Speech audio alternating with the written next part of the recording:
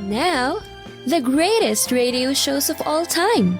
Suspense. The Shadow Node. Washington calling David Harding, counter spy. Classic radio theater. The Great Gildersleeve. Fibber McGee and Molly. Dragnet. Gunsmoke. The Lone Ranger. Now, step back into our time machine with your host, Wyatt Cox. Good evening, friends of the Inner Sanctum. Action, adventure, and espionage this hour of classic radio theater. Brian Donlevy starring in an episode of Dangerous Assignment. This episode was originally broadcast on March 11th, 1953.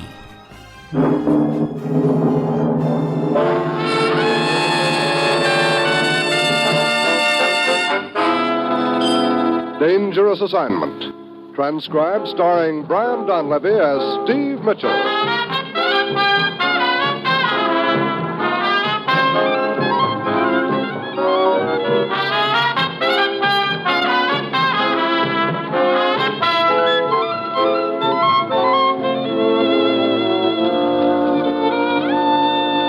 Yeah, danger is my assignment. I get sent to a lot of places I can't even pronounce. They all spell the same thing, though, trouble. But when I walk into the commissioner's office, I don't realize that this assignment's going to prove that sometimes what goes up never comes down.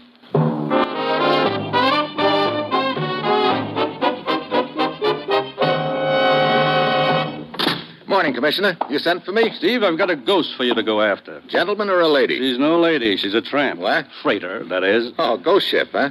Shades of the Flying Dutchman. We believe this ship has been running supplies and war materials to the guerrilla forces in the Philippines, Steve. From some port in the South China or the Sulu Sea. But we've never been able to catch up to her, huh? She's been spotted time and time again. We think we have her trapped, and then she vanishes completely. Any leads at all as to where she picks up her supplies? One, Steve. Yesterday, North Borneo authorities discovered a large storehouse along an isolated section of the coast north of Sandakan. Could be the base of operations for Our Lady Ghost. Could be. Get over there, Steve. Check with the constabulary at Sandakan and track down this ghost ship. Well, that's it. You've got your assignment. Good luck.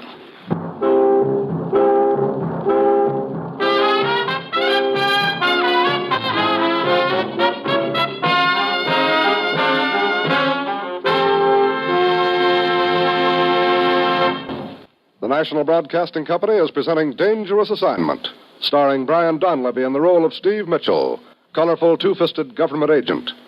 At all those places of the world where danger and intrigue walk hand in hand, there you will find Steve Mitchell on another Dangerous Assignment.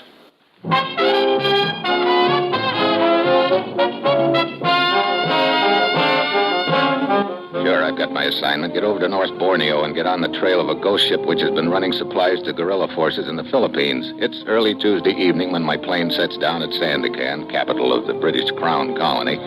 A representative of the local law is there to greet me, and he starts hustling me to a waiting car. Name's Jeffries. I'd appreciate it if you made it just plain Fred. All right, just plain Fred. You can make it just plain Steve. And what's the hurry? We're expecting our ghostly friend sometime tonight. Oh, the ship? Where? At the spot where you located the storehouse? Right. What makes you think she'll show tonight? Well, a patrol boat picked up a fisherman off Batu Island. His boat was shot out of the water by the ghost last night. What? Yes, 6 men aboard. Skipper, the only survivor, a man named Dubek. Patrol boat wasn't far away when it happened. Heard the explosion when the shell hit. They picked up Dubek, swept the area thoroughly, and no sign of the ghost ship. Where'd you say this happened? Off Batu Island.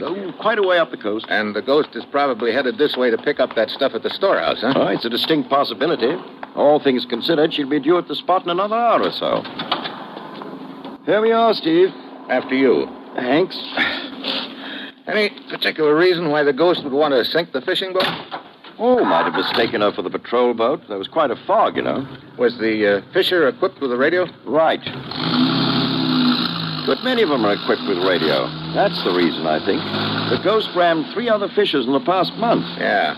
She probably likes privacy, doesn't want anyone around to report her position. Do we have any description of her? Other than that she's a freighter? None. But before the night's over, we might know a lot more about our friend the ghost. I hope.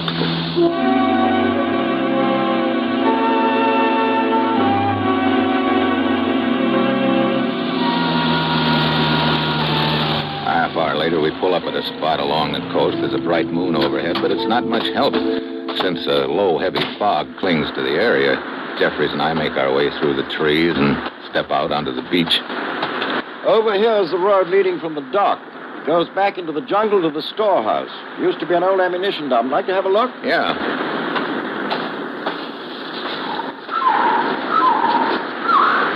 Never did like that sound. 9 times out of 10, the bird turned out to be a Japanese soldier. Well, this time, it happened to be one of my own men. Got him scattered all over the area. Another one of my chaps, Joe Tiber. Never could do that call properly.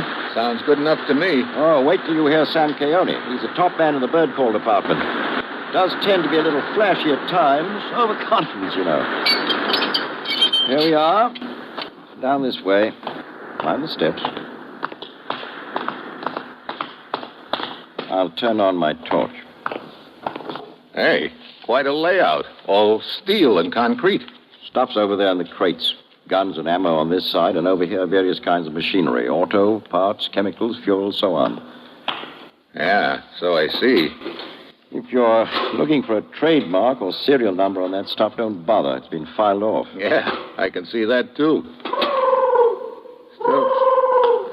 Still, there must be something we... Hold on, Steve. What? Listen. What is it? It's a signal from my chaps. They've spotted something. Come on. This way, Steve. Down to the beach.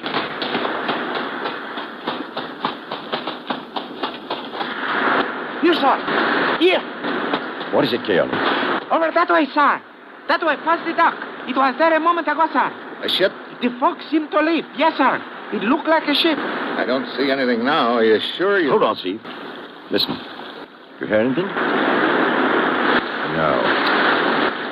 Guess just my imagination. What you saw out there, Keone, it might have been just another bank of fog moving in. In this light, your eyes are bound to play crazy tricks. The possible, sir. Well, might as well make ourselves comfortable, Steve. Sit down. Got the night ahead of us.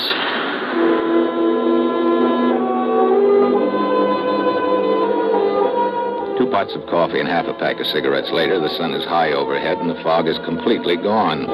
There's no sign of the ship. Just to play it safe, Jeffries leaves his men on the scene, and the 2 of us head back to Sandakan. We spend the rest of the day nosing around the waterfront. We pick up a lot of talk about the ghost, nothing more. Early that evening, before heading up the coast again, we decide to stop in at the local hospital to have a chat with the fisherman who survived the shell fire from the ghost ship. Next room is down this way, Steve. Doctor said he'd be... Jeffries! Leon Maros. He owns a fishing fleet, one of the largest in the area. Jeffries. I've been waiting for you. I figured that. Look, I'm sorry about what happened. Of course. That's what you said the last time, and the time before, and the time before that. How long can this go on, I ask you? We're doing all we can, Mr. Maros. This is Steve Mitchell, United States government agent. He's joined the investigation. How do you do, Mr. Mitchell? Perhaps we can get to the bottom of this soon, huh? Before I'm run out of business? So far, 4 of my ships I have lost. Rams shot out of the water by this ghost. I understand how you feel, Mr. Morris. My men have become frightened. Soon they will refuse to man my ships, and then where will I be? Have you talked with Dubeck yet? No. No, they would not let me in to see him. They said he was not well enough to talk. We can go in now. The doctor said it was all right. Oh, good. Well, here we are. You 2 go on in. I want to check with headquarters.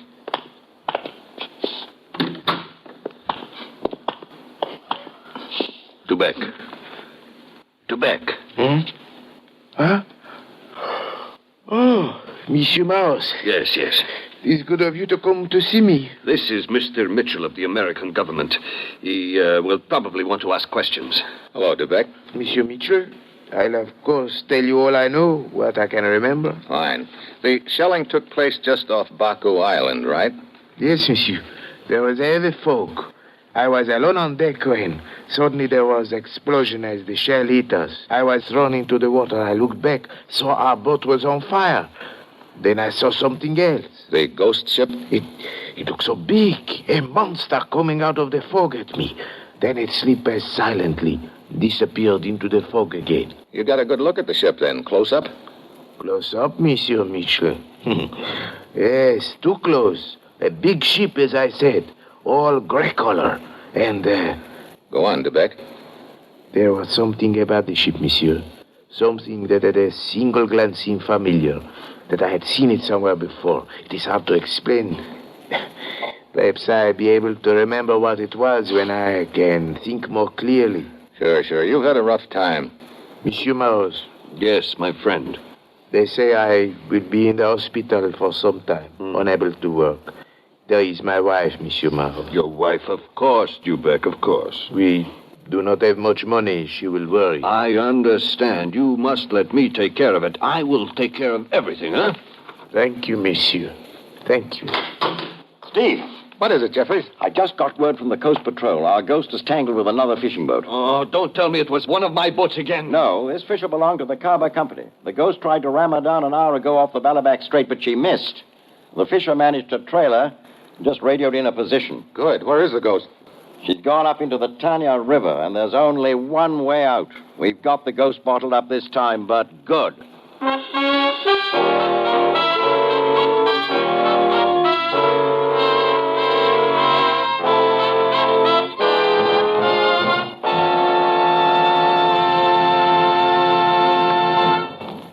Steve Mitchell will continue his dangerous assignment in just a moment. From March 11th, 1953, Brian Donlevy, Dangerous Assignment on Classic Radio Theater with Wyatt Cox. No offense, but are you a little fat when you look in the mirror? How would you like to learn the secrets to lose 3 to 5 pounds a week easily without joining the gym or going through any crazy diets? It's called Body Sculpt by Med Diet. For the last 2 decades, we've been helping people just like you that have pounds they want to shed. We've helped millions of people lose thousands and thousands of pounds over the years. And now it's your turn. Learn the secrets of how to lose weight with one simple phone call. You'll see an amazing difference in a matter of days. Don't believe us? We'll offer you a money-back guarantee. If you're ready to start losing weight right now, call right now to learn more about your risk-free order to Body Sculpt. Call for your risk-free offer. 800-738-5332. 800-738-5332. 800-738-5332. That's 800-738-5332. Brian Donlevy was best known as what one might call a B-movie leading man. He primarily was in supporting roles, but among his best-known films was the 1939 Beau Geste, the 1940 movie The Great McGinty, and the 1942 Wake Island. Now, for his role as Sergeant Markoff in Beau Geste, he was nominated for the Academy Award for Best Supporting Actor. His obituary in the London Times newspaper in the UK said, any consideration of the American film noir of the 1940s would be incomplete without him. Now on Classic Radio Theater, more of Brian Donlevy in Dangerous Assignment, March 11th, 1953.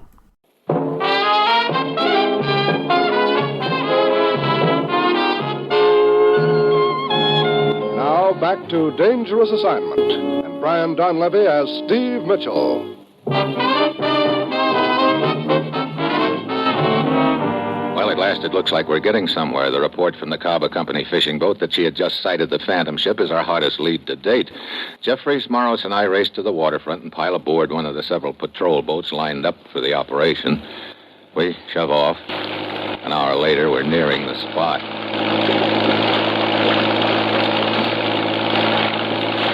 No sign of fog tonight, Steve. That ghost ship won't be able to lose herself so easily. I hope not, Jeffrey. Isn't that the mouth of the Tenaya River just ahead? That's right, Manos. That's where this Carver Company fishing boat reported the ship was headed, huh? Yes. See, there's the fishing boat off our starboard over there. Yeah, blinking at us. Ship? Still up. River. Good. You say there's no other way out, Jeffrey? Not that I know of, old boy.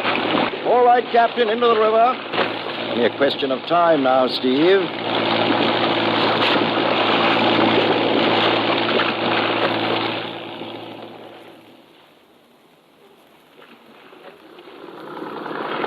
Shouldn't be much farther now, Steve. Hey, this river's longer than I thought. Yes, but around the next bend, it narrows suddenly. That's right, Maros. That's the farthest a big ship could get. In that case, she's got to be right around the bend. Our gun crews are ready for her. I approach this moment with great pleasure. Blow my fishing boats out of the water, will she? Now she'll get a taste of it herself. Wonder why she headed up this river. Possibly a hidden supply dump around here. Yeah, could be. She sure wouldn't have done it if she'd known the fishing boat was tailing her. Steady now. We're rounding the bend. Steady. Now, searchlights on. That's it. Sweeping back and forth across the... Hey. Steve. It's impossible. There's no ship at all.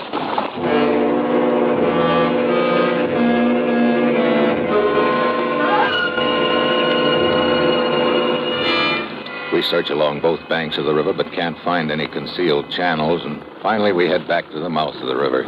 The other patrol boats have been covering the coast on each side, but can't report anything. So back to sand again, we steam with egg on our face. We're a sad-looking outfit when we get off the patrol boat. Well, another lead up in smoke, Steve. Yeah. There's a place not far from here where we can get some coffee. Okay. Join us, Morris? No. I will say good night. Jeffries, from now on until you catch that ship, I insist on adequate protection for my fishing boats. We do the best we can, Morris. Your best is apparently not good enough. My charter guarantees me safe fishing. I insist upon adequate protection. Good night. What a headache, Steve. It isn't enough this phantom ship is supplying the guerrillas. They also have to put our fishing fleets out of existence. Well, I guess they figure that's one sure way of staying on the loose if they blow every boat out of the water that spots them. Quite. Well, what now, Steve? I wonder how Dubek's doing. The survivor from the sunken fishing boat? Yeah. When we were there earlier, he told us there was something familiar about the Phantom, something he might be able to put his finger on when he got some of his strength back. Why, that's right. Come on, let's drop in on him. See,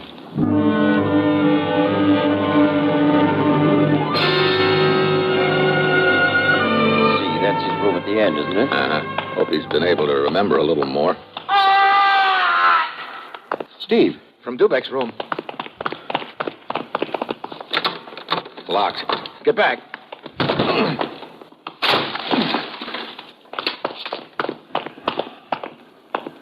Dubek, stabbed to death.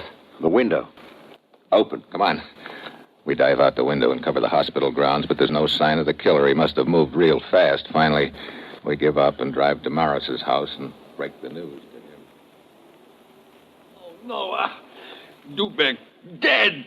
Now I'm ruined. What do you mean? Well, how do you expect me to keep even one crew together when this leaks out, let alone an entire fleet? I know. Well, come on, Jeffrey. Right. Oh, Morris. Yes. Didn't Dubek mention having a wife? Mrs. Dubek. Dubek, of course. She lives in the village of Lemana. She has not heard the news? Not that I know of. Oh, Mr. Mitchell, I don't suppose you... No, I guess it is my duty to tell her. I think so, Maros. I'll drive up there right away. Oh, why didn't I stay in the Mediterranean? I had it so nice there. I see you later. I doubt there's much more we can do tonight, Steve. I guess not. I'll drive you by your hotel. Fine. You seem preoccupied. Oh, just thinking about something Maros said. Oh? About being put out of business by all this. Well, what about it? Maybe that's the point. But I don't follow you. The Phantom ship steams up a river. There's only one way out, but we searched the river. No Phantom ship. So? So there's one possibility we haven't examined yet. Namely, maybe the ship never steamed up that river. But the fishing boat reported Exactly. And that fishing boat is owned by the Kaba Company. Oh, you think they deliberately sent in a false report? Could be.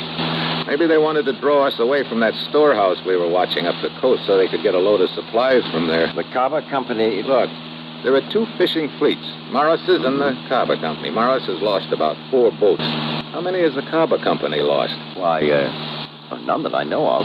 Matter of fact, I think they've acquired 2 additional ones recently. I see. Steve, you may have hit it right on the head. If the Carver Company is behind this business, they could be trying to kill two birds with one stone. Sure, smuggle contraband to the guerrillas and put a rival fishing company, Marrow's outfit, out of business. Do they have any freighters? I don't know, but I'm certain that Morris could tell us. Let's go back and ask him.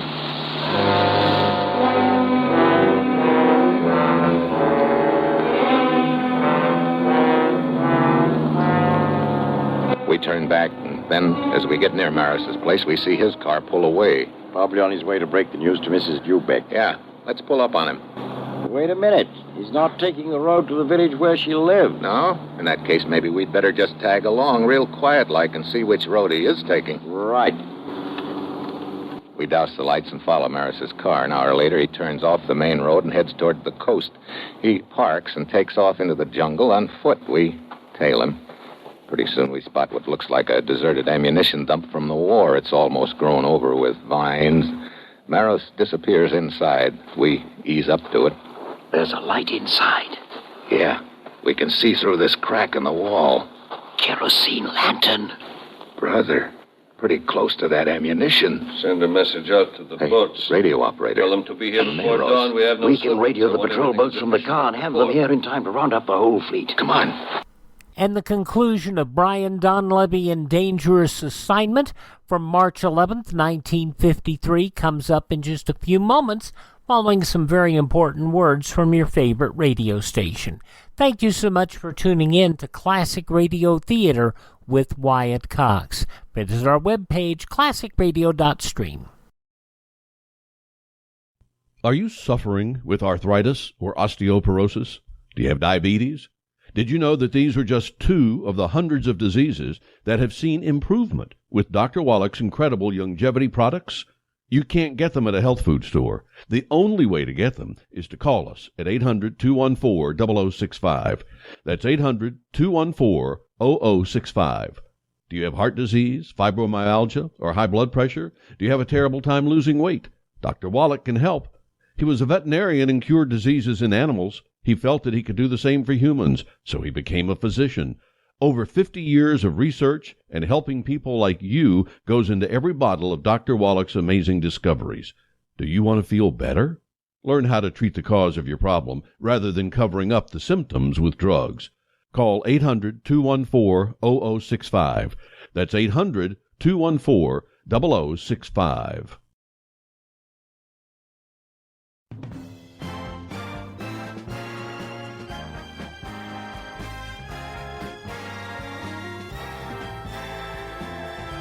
Now on Classic Radio Theater with Wyatt Cox, the conclusion of Dangerous Assignment, starring Brian Donlevy, March 11th, 1953. You're not leaving. What? A guard. Keep your hands in sight. Inside. Move. Well, company. Mitchell and Jeffries. Hello, Maros. Your stooge here invited us in with his gun. So you're the big boy behind all this, huh? Pretty neat. There is no phantom ship. There never was. You made up the whole deal to cover the fact you've been using your fishing boats to run supplies to the guerrillas. That is correct, Mitchell. One thing I don't get, why did you sink your own boats? Well, I had the first one scuttled because a patrol boat came close. I was afraid the cargo would be discovered.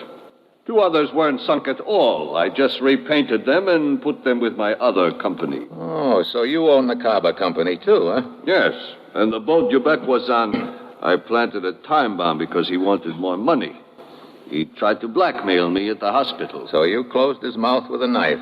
Well, I guess that's all the answers. Stay away from that lamp. Fire! Fire! The ammunition. I'm getting out of here. Take the radio, man, Jeffries. I've got my... Get right. Jeffries, come on. Let's drag him out before the whole joint goes up in smoke.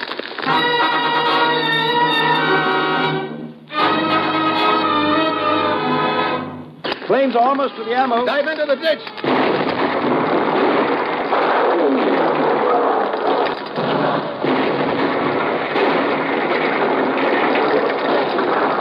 Are you okay, Steve? Yeah. Another second and we wouldn't have been. Maros is coming out of it. Yeah. What? You missed the show, Maros. The storehouse. Yeah. Looks like you just went out of business with a bang.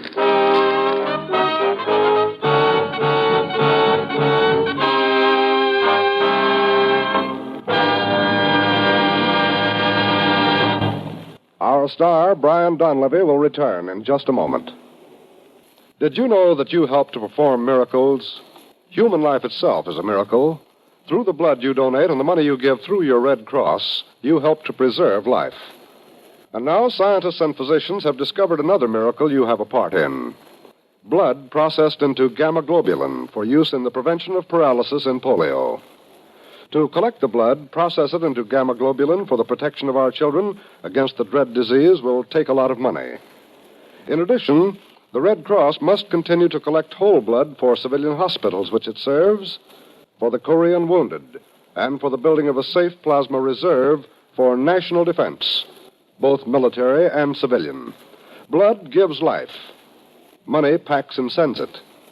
When you give through the 1953 Red Cross Fund appeal, you're helping to give life. You're helping keeping the blood bottles filled and delivered. Give and give generously. Answer the call.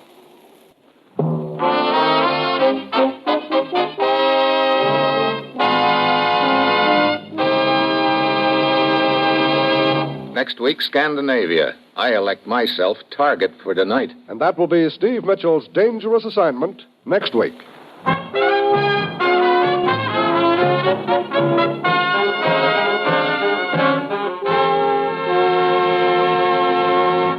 Included in tonight's cast were Ramsey Hill, Paul Frees, Paul Duboff, and Eddie Fields. This is John Storm speaking. Dangerous Assignment, starring Brian Donlevy as Steve Mitchell with Herb Butterfield as the commissioner, is written by Bob Reif and Adrian Jondeau and is directed by Bill Karn. Be with us again next week at this same time when Brian Donlevy, starring in the role of Steve Mitchell, will embark on another transcribed Dangerous Assignment. From March 10th, 1953, Dangerous Assignment on Classic Radio Theater with Wyatt Cox. Are you in bad pain? You know what I mean. Your knees hurt. Your shoulder hurts. Your elbow and back are constantly killing you. And I'm sure you've tried every pain pill or cream available at the drugstore. Am I right? Well, here's something you haven't tried. Pain Magic. Pain Magic is not available at any drugstore. The only place you can get it is by calling the special toll-free number I'm about to give you. And to make things even better, call right now and find out about our buy one, get one free offer. We're so confident it'll work for you that we offer a free bottle with your purchase. No prescription required. Call now to learn how you can get Pain Magic and get rid of your pain. Remember, your results may vary. 800-492-8164. 800-492-8164. 800-492-8164. That's 800-492-8164. Well, now on Classic Radio Theater with Wyatt Cox, an episode of the Coca-Cola sponsored program Claudia. This episode was originally broadcast on March 11th, 1948. Your Coca-Cola bottler presents Claudia.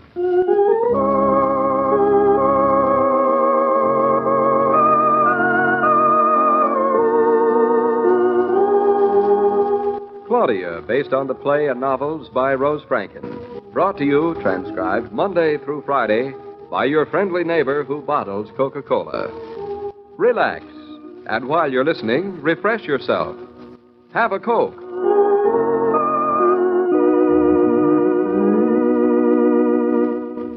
And now, Claudia.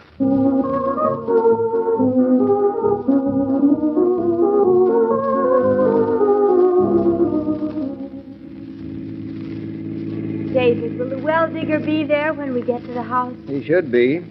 Paradiso made this appointment with him at 10 o'clock. Well, it's almost that now. I hope he'll have decided just where he's going to dig this well. They're always dug in the ground, aren't they? Yes, always. Well, then what's the problem? The problem is where he's likely to find the best spot to dig. Lots of things are involved in that. For instance? Well, we don't want the well too far from the house or too close to it. The well digger will have to decide where he thinks the water is nearest the surface. Yet we don't want... I don't want to hear another word. It sounds impossible. In a minute now, we'll be coming to the house. I know that, too. I'm getting so that I know every inch of this road. see, right around that bend, there'll be 2 trees on the left. And a small white fence on the right. And then where the road bends like an elbow and drops a little like a nest. There's our house. Funny, but when I come up to see it, I have a sort of a feeling that it's been sitting there just waiting for us. And still, every time I'm surprised that it's there. That's the feeling I had when I first saw it. That's how I knew you'd feel, too. And that's how I know you love me. You thought I'd feel that way. And you did. Well, I do now. Whatever that means. Well, there are the 2 trees on the left. And the white fence on the right. And the bend in the road. There she is. David, she's looking a lot better, isn't she? The patient is improving every day. Paradiso's doing a beautiful job with her. Modest. David, am I going to like seeing our well being dug? I hope so. All depends on how much it has to be dug. It's pretty important and expensive for us, darling. I know. I certainly hope Jared Tucker doesn't come around today. Why? Any special reason? We'll have enough trouble without adding him to it. Well, congratulations, Claudia. Me? Why? The well digger hath come. You're sure? How do you know? I think I can hear his engine. I don't see any car around. Wonder where he set it up. It's far away. It sounds as if it's coming from behind the house. Oh, I hear something now. It goes chug, chug, chug, chug, chug. Hey, David, wait for me. Hey, careful, you don't slip on that. There's a little snow on the ground. Funny how much longer it lasts here than in New York. Yep, there he is. Hello there. Who's calling?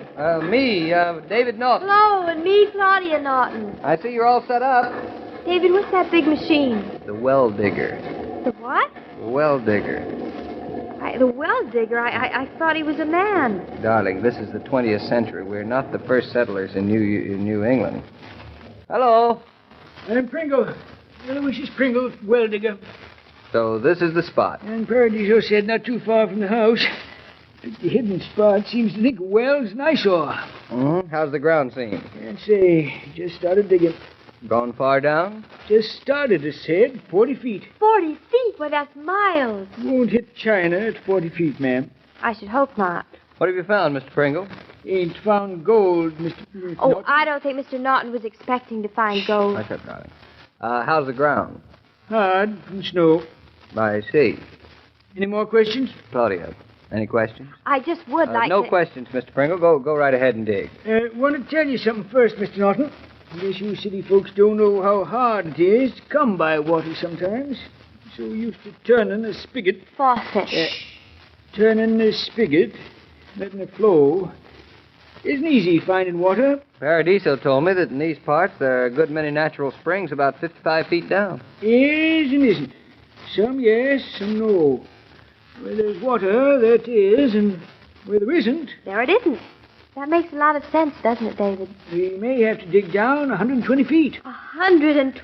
Why, I wouldn't dream of drinking water that comes from so deep. How do I know what it's been in? And again, might find it at 41 feet. Well, that would be a blessing indeed. But it might not be good water at 41 feet. Might not. I think 41 feet is perfect for good water. Might be tapping your neighbor's water. That's against the law. Well, how can water we found on our land be our neighbor's water? David, I asked. We might have dug in on his spring, so when our water supplies go up, his supplies might go down. Well, it works vice versa. So maybe he's on our water. Don't work anyway. It's against the law. Got to find your own water. Well, let's start digging. Can't start, Mr. Norton. I'll settle one thing. Of course, anything you want. How much this is going to cost you? Well, you settle all that with Paradiso. He's my contractor. It's part of the estimate. Can't settle it with Paradiso. You can't? That's just what I got to settle with you. Well, anything you say, Mr. Pringle. How much do you think that I don't think, because I don't know. Impossible to know. And I'm afraid that I don't quite understand. Can't give you an estimate. Don't know how deep I got to dig. That's reasonable. If it's sand, dig's easy. You dig deep very easy. Well, then I hope it's sand. But if it's sand, got to give you a steel casing. It costs money. Yes, I know. If it's rock, water's found high. Not much digging to do, sometimes. Then I hope it's rock. Could be deep and rock, too. Even if it is shallow, digging rock's hard. Takes longer.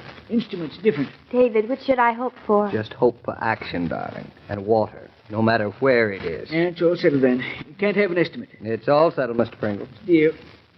Shake hands on it? Right.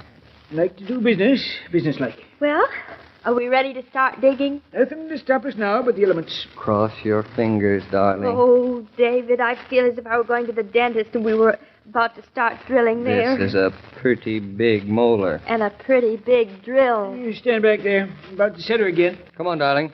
Let's go stand over here. Hey, over there. What's going on? David, do you see what I see? And I hear who you hear, too. What's that there big truck doing on my property? Oh, hello there, Mr. Tucker.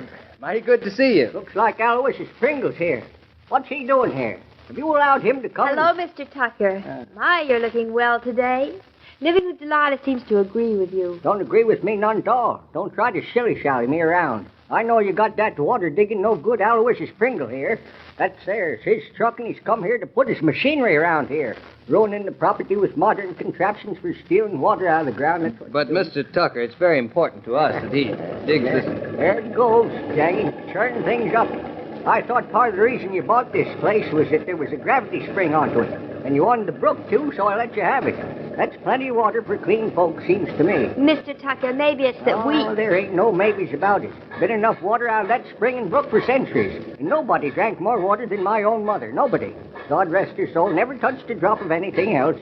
Good woman she was, too, and for washing and cleaning and cooking, too, there was always plenty. Running right into the house as modern as can be. But, Mr. Tucker, we're enlarging the house, so naturally we'll need more water for more baths. Well, baths was always took around here. I don't like your insinuating they wasn't. Of course, Mr. Tucker, we didn't mean to insinuate. You young folks need somebody to look after you. Just 'cause other city folks start digging right off and Aloysius Pringle thinks you're city folks, ain't no reason for you to be taken in like that. Well, he Ain't none seems at all. very honest.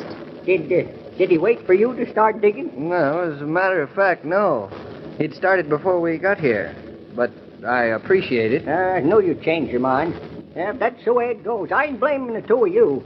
No, you're just young ones, but this here craze for digging up water is one of the diseases of what folks thinks is civilization. There's such a thing as too much mollycoddling, and there's such a thing as too much mollycoddling. And the sooner you learn it, say, you think Pringle will be able to find water for you with that infernal machine of his? Well, this is a pretty good area for water, he says. Wouldn't be too sure. Things have a way of turning out worse than you expect. Oh, don't I know it? Well, son, why don't you go ask him how he's digging? I know that's what you got a hankering for. Yes, I guess I will. I'll come with you, David. Darling, my fingers are still crossed. Mr. Pringle? Mr. Pringle? How are we doing? Solid rock. Going for solid rock. Is that good? It all depends. Oh, just the sound of that machine makes all my teeth hurt. Can't be good. It's good if we don't have to go too deep. Digging up the land, plenty water in the ocean where folks don't touch it. Oh, Pringle. Oh, it's you, Tucker. Place finally getting the water it needs. See what I told you, son? You gotta watch out. He'd talk a cactus into digging first spring you would. Mr. Pringle, how much longer do you think it's going... Wait a minute there. Listen. I don't hear anything. Go take a look. Oh, David, I never knew I wanted to see water so much. Hey, where's he going? I don't know, but if... Hey, turned her off. I hope everything's all right. Mr. Norton, step over here. David, I'm coming too. Got something to show you. This can't be good, darling. It just can't be. I've got that feeling, too. What's this, you see? Why, it's water. Where did it come from? Bubbling right up, too. Bubbling right out of the ground. Is that good? You mean it's artesian water? Looks like it. 42 feet deep. Well, I'll be. Why doesn't anybody tell me? Is it good? Good. It's fantastic. Tain't your neighbor's water. Tain't surface water. Tain't a pool that'll run dry. It's gushing like oil. Feel it, Claudia. Feel it. It's icy. And clear and clean as crystal, David. It's beautiful. Water run for you longer than you know about. Drilled clean through rock. Found it shallow. Well, let me taste some of this here water. Can't be so good being dug up like that. Gonna taste all full of earth and brackish and things. Go on, Tucker. Have a taste. I'll stake myself on it. Now, be careful, Mr. Tucker. Don't take too much. Yep. Well, what do you know?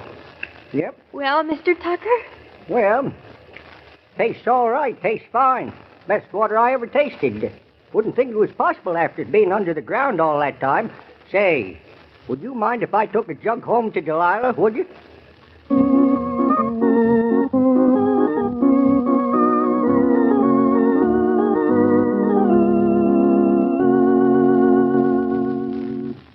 This broadcast of Wait a moment there, young man. Oh, Mr. Pringle. Glad to meet you, sir. Nice young couple, Nortons. Yep. Saved them a lot of money, water bubbling up like that. Money's kind of close these days, what with income tax coming. Income tax isn't coming, Mr. Pringle. It's here. Say, that's right. Yes, the Nortons will be having to figure it out tomorrow. I wish them luck. It ain't no easy job. Glad their well's behind them. Guess I better hustle and start making an income so I can pay my own tax. So long. So long, Mr. Pringle. And while you're figuring your income tax, think of David and Claudia, because that's what they'll be doing tomorrow, too. And with Claudia, I have an idea that income tax can be fun. And as I was saying, this broadcast of Claudia was supervised and directed by William Brown Maloney.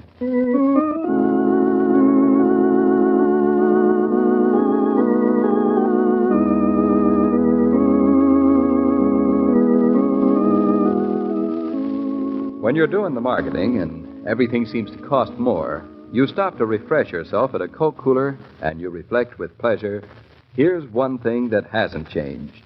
Coca-Cola is the same delicious, refreshing drink in the same size bottle, and it's still only 5 cents. Order a carton or a case. At a nickel a bottle, this is a treat you can well afford to share.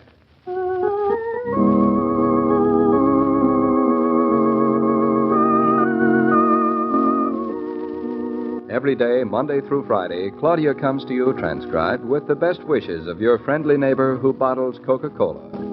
So listen again tomorrow at the same time. And now this is Joe King saying au revoir and reminding you, whoever you are, whatever you do, wherever you may be, when you think of refreshment, think of Coca-Cola. For ice-cold Coca-Cola makes any pause the pause that refreshes.